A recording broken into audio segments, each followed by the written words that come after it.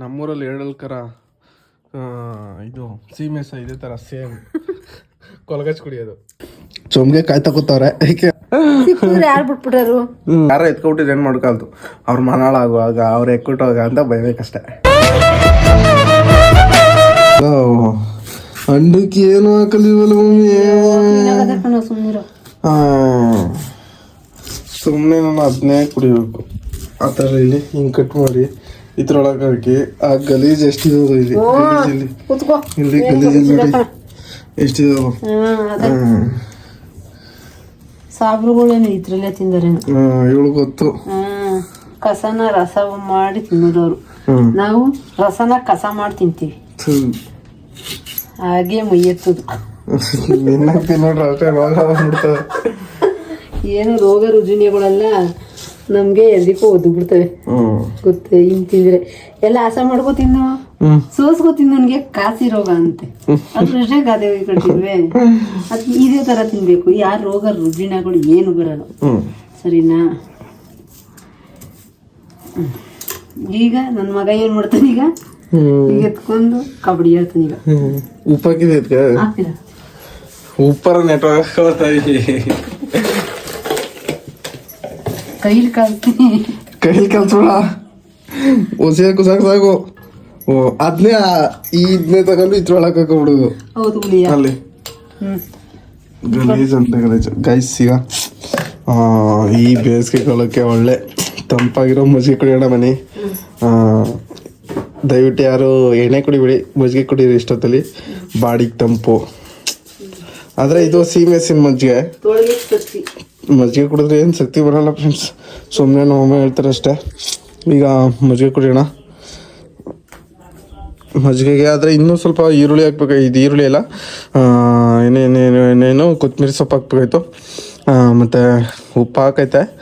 ಈಗ ನಮ್ಮ ಮಮ್ಮಿ ಈರುಳ್ಳಿ ಹಾಕ್ಕೊಡೋಕ್ಕೆ ಈರುಳ್ಳಿ ಮತ್ತು ಮೆಣಸಿಕಾಯಿ ಹಾಕ್ಬೇಕಾಯ್ತು. ಮೆಣಸಿಕಾಯಿ ಈರುಳ್ಳಿ ಹಾಕ್ಕೊಡೋದಕ್ಕೆ ನಮ್ಮ ಮಮ್ಮಿ ಪಾರ್ಟಿ ರಾಗಾಡೈತೆ.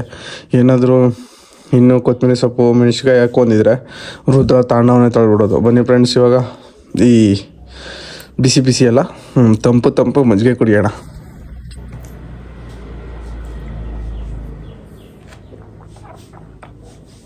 ಮಮ್ಮಿ ಇನ್ನೊಂದು ಉಪ್ಪು ಹಾಕ್ಬೇಕಾಯ್ತು ನಿಜ.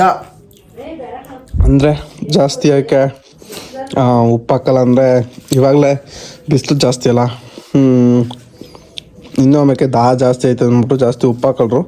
ಉಪ್ಪೆಲ್ಲ ಹೋಗಿ ಈ ಥರ ರಂಡು ಕೂತ್ಕೊಬಿಟ್ಟಿರ್ತದೆ. ಉಪ್ಪು ಹಾಕಿರ್ತಾರೆ ಆದರೆ ರಂಡು ಕೂತ್ಕೊಬಿಟ್ಟಿರ್ತದೆ.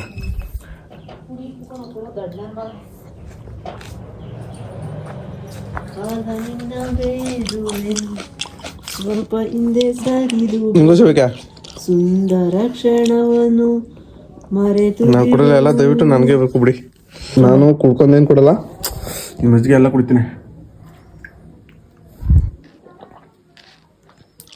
ಬೇಕೆ ನಾನು ಕುಡಿತೀನಿ ಕೊಡೋ ಚಂಬ. ಗೈಸ್ ಉಪ್ಪೆಲ್ಲ ಹಂಡು ಕೂತ್ಕೊಂಡ್ಬಿಟ್ಟಿರ್ತದೆ. ಅಯ್ಯೋ ಪುಡಿ ಉಪ್ಪು ಕಣೋ, ಹಿಂಗೆಲ್ಲ ಅಲ್ಲಾಡಿಸಿ ಕುಡಿದ್ರೆ. ಮತ್ತೆ ನಮ್ಮ ಮಮ್ಮಿ ಉಪ್ಪು ಕಮ್ಮಿ ಆಗ್ಬಿಟ್ಟೈತೆ. ಕುಡಿಯೋಣ ಈಗ.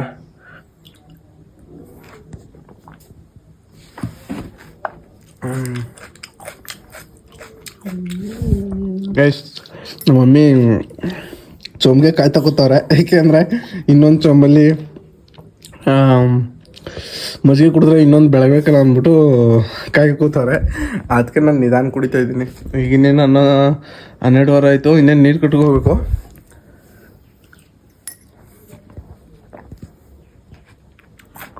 ಹೋಗ್ಪ ಎಷ್ಟು ಕುಡ್ಲು ಹುಡ್ಕು ನಿಮ್ಮ ಅಪ್ಪ. ಈಗ ಏನಾಗೈತೆ ಅಂದರೆ ತೋಡ್ತಾವು ಸೊಪ್ಪು ಕುಯ್ತಾ ಇದ್ವು, ಅಲ್ಲೇ ಕುಡ್ಲು ಬಿಟ್ಬಿಟ್ಟು ಬಂದ್ಬಿಟ್ಟಿದ್ದೀನಿ. ಈಗ ನಮ್ಮ ಮಮ್ಮಿ ಬೈತಾವ್ರೆ ಕುಡ್ಲು ಹುಡ್ಕು ಅಂತ. ಯಾರೋ ಎತ್ಕೊಬಿಟ್ಟಿದ್ದು ಏನು ಮಾಡ್ಕೊಳ್ತು ಅವ್ರ ಮನಾಳಾಗುವಾಗ ಅವ್ರು ಎಕ್ಕೊಟ್ಟೋಗ ಅಂತ ಬೈಬೇಕಷ್ಟೆ. ಮಮ್ಮಿ ಒಂದ್ಸಲಿ ಬೈ ಹೆಂಗೆ ಬದಿ ನೋಡ್ತೀನಿ. ಅಷ್ಟೇ ಮಾಡೋದು, ಏನು ಮಾಡೋಕ್ಕಾಗಲ್ತು. ಯಾಕಂದರೆ ತಪ್ಪು ನಮ್ಮದು, ಕುಡ್ಲು ಬಿಟ್ಬಿಟ್ಟು ಬಂದಿರೋದು. ಆದರೆ ನಮ್ಮ ತೋಟದಲ್ಲಿ ಸಿಕ್ಕಿದ್ರೆ ನಾವು ಬಿಟ್ಬಿಡುಮೆ, ಹಂಗೆ ಅವರು ಬಿಡಲ್ರು. ನೀನು ಯಾರ್ದಾರು ತೋಟದಲ್ಲಿ ಕುಡ್ಲಿದ್ರೆ ಎತ್ಕೊಂಡ್ಬಿಟ್ಯಾ? ಸಿಕ್ಕಿದ್ರೆ ಯಾರು ಬಿಟ್ಬಿಟ್ಟಾರು? ನಾವೇನು ಸಿಕ್ಕುನ ಎತ್ಕತೀವಿ ಅಂದಿದ್ಮೆ, ಏನೂ ಇಲ್ಲ. ಅಲ್ಲಿ ಸಿಕ್ಕುದ ಎತ್ಕತೀವಿ. ಯಾರೇ ಕೇಳಿದ್ರು ನಂದು ಕಣವ ಅಂದರೆ ಬಿಟ್ಬಿಟ್ಟು ಬರ್ತಾ ಇರೋದೆ. ಒಟ್ಟಿನಲ್ಲಿ ನಮ್ಮ ಮಮ್ಮಿ ಯಾರ್ದಾರು ತೋಟದಾಗ ಕುಡ್ಲಿದ್ರೆ ಪಾಕ ಎತ್ಕೊಂಡ್ಬಿಡ್ತಾರೆ.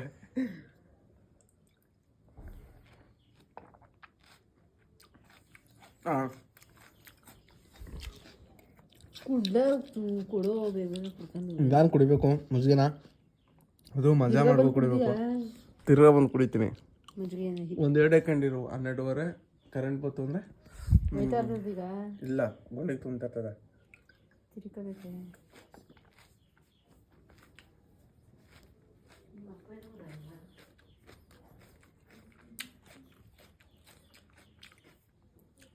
ಗೈಸ್ ನಾನು ಈರುಳ್ಳಿ ಜಾಸ್ತಿ ತಿಂತೀನಿ, ಏಕೆಂದರೆ ಈ ಮಜ್ಜಿಗೆ ಒಳಗೆ ಅಲ್ಲ, ನಾನು ಈರುಳ್ಳಿ ಯಾಕೆ ಜಾಸ್ತಿ ತಿಂತೀನಿ ಅಂತ ನಮ್ಮ ಮಮ್ಮಿ ಏನೇನು ಹೇಳ್ತಾರೆ. ಈರುಳ್ಳಿ ಯಾಕೆ ಜಾಸ್ತಿ ತಿಂತೀನಿ ಅಂದರೆ ಅದು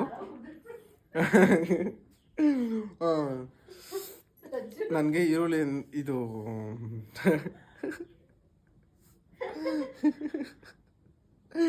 ಈರುಳ್ಳಿ ಯಾಕೆ ಜಾಸ್ತಿ ತಿಂತೀನಿ ಅಂದರೆ ಮಜ್ಜಿಗೆ ಜೊತೆ ಈರುಳ್ಳಿ ಇದ್ದರೆ ಚೆನ್ನಾಗಿರ್ತದೆ ಅಂತ ತಿಂತೀನಿ. ಈಗ ಈರುಳ್ಳಿ ತಿಂದರೆ ಮತ್ತು ಇನ್ನು ಏನೇಂತೂ ಸುಮ್ಮನೆ ಡೈವರ್ಸ್ ಆಗೈತದೆ. ಮದುವೆ ಆದಮೇಲೆ ಈರುಳ್ಳಿ ಎಲ್ಲ ಜಾಸ್ತಿ ತಿನ್ನೋಕ್ಕಿಲ್ಲ, ಇಲ್ಲಿ ವಾಷ್ಟೇ ಹೋಗ್ತದೆ ಅಂತಲ್ಲ ಗೈಸ್. ಅದು ಏನಕ್ಕೂ ಗೊತ್ತಿಲ್ಲ ನನಗೂ. ನಮ್ಮ ಮಮ್ಮಿಗೆ ಅವಳೆ ನೋಡಿ ಹಿಂಗೆ ಕುಡಿತೈತೆ.